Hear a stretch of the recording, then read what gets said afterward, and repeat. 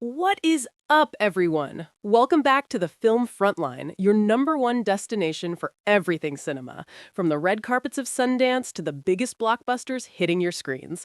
I am beyond hyped to dive into today's topic because, honestly, the buzz coming out of Park City right now is absolutely electric. We're talking about the movie that just set Sundance on fire, sparked a massive 72-hour bidding war between the likes of A24 and Warner Bros., and left the director in literal tears after a standing ovation. I'm talking about The Invite. If you've been following the industry, you know Olivia Wilde is a force to be reckoned with. After the absolute whirlwind that was Don't Worry, Darling, she is back in the director's chair, but this time she's stripping away the sci-fi illusions and giving us something raw, hilarious, and deeply uncomfortable. Imagine a high-stakes dinner party where the tequila is flowing, the secrets are spilling, and the tension is so thick you could cut it with a steak knife. Let's get into the deep dive on why The Invite is the movie everyone will be obsessed with this year. First off, let's talk about this powerhouse ensemble. We have Seth Rogen and Olivia Wilde herself playing Joe and Angela, a married couple who are, to put it lightly, on the absolute brink. Joe is an embittered music professor who's basically given up on his own dreams and now spends his days projecting his frustrations onto everyone else.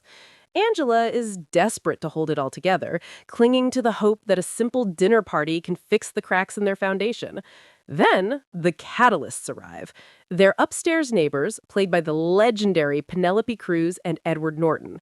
They play Pina and Hawk, a couple who are the polar opposite of our protagonists. They are sexually liberated, unapologetically happy, and frankly, very loud. The premise is simple but genius. Joe and Angela invite them over for drinks, but the night quickly spirals when it's revealed that the neighbors have a very specific, very scandalous proposal in mind. Now, for my film nerds out there, The Invite is actually an English language remake of the hit Spanish The People Upstairs. But don't think for a second this is just a copy-paste job. Wilde has teamed up with Rashida Jones and Will McCormick for the script, and their dialogue is razor sharp. It's snappy, it's mean, and it's incredibly relatable. They've captured that specific brand of long-term relationship exhaustion that feels so authentic. What's even more impressive is the craft behind it.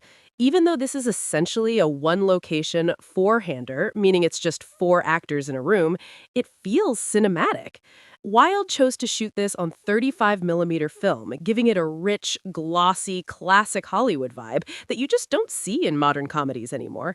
She even brought in the editor from Poor Things and The Favorite, Yorgos Mavropsaridis, to handle the pacing. The result? A film that feels like a pressure cooker. You're laughing one second, and the next, you're feeling the gut punch Wilde mentioned during her Sundance Q&A. One of the coolest theories circulating right now is how this film serves as a meta-commentary on Wilde's own life and the public scrutiny she faced during her last project.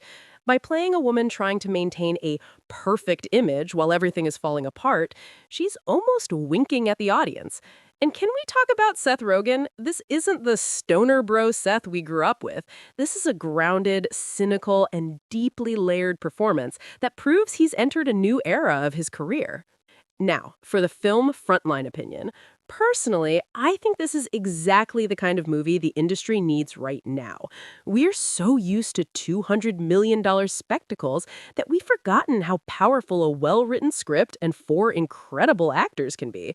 The mid-budget adult comedy has been dying a slow death, but The Invite feels like its resurrection.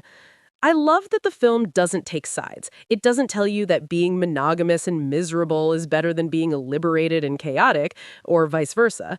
It just holds up a mirror to how we communicate, or fail to communicate, with the people we love.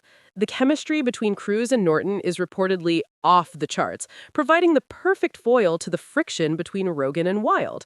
It sounds like a chaotic, tequila-soaked version of Who's Afraid of Virginia Woolf for the Gen Z and millennial era, and I am totally here for it.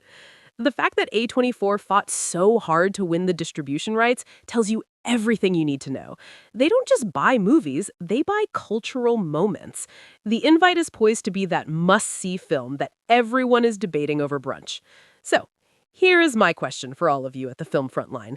If you found out your two perfect neighbors were living a wild, sexually liberated lifestyle, would you be intrigued enough to accept a dinner invite, or would you be calling the HOA to complain? I want to know your thoughts on this cast and whether you think Olivia Wilde has officially redeemed herself in the director's chair. Drop a comment below and let's start the conversation. If you enjoyed this deep dive, make sure you smash that like button, hit subscribe, and turn on those notifications. We are covering all the major moves from the festival season and beyond, and you do not want to miss out. Until next time, keep it locked right here on the Film Frontline. Stay bold, stay curious, and I'll see you in the next one.